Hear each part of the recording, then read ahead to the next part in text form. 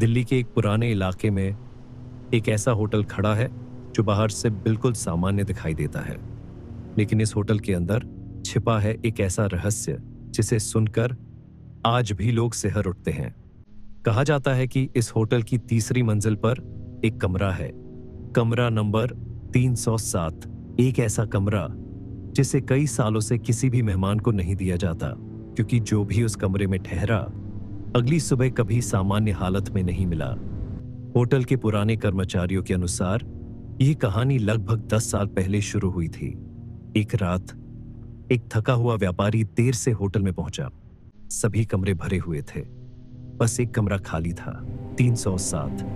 मजबूरी में उसे वही कमरा दे दिया गया।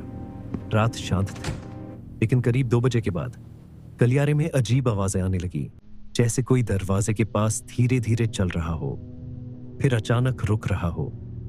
सुबह जब स्टाफ ने दरवाजा खटखटाया, अंदर से कोई जवाब नहीं आया। जब दरवाजा खोला गया तो कमरे के अंदर का दृश्य देखकर सब सन्न रह गए।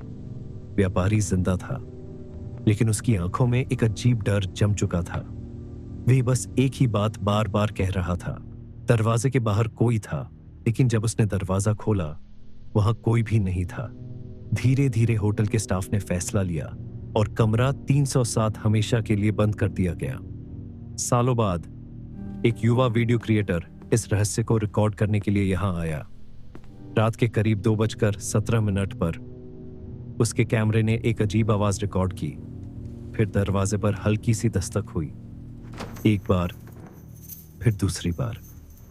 जब उसने दरवाजा खोला, गलियारा बिल्कुल खाली था, लेकिन कैमरे की रिकॉर्डिंग में गलियारे के अंत में एक परछाई दिखाई दी। और शायद इसी वजह से आज भी उस होटल में कमरा नंबर 307 के बाहर कभी-कभी धीमी दस्तक सुनाई देती है।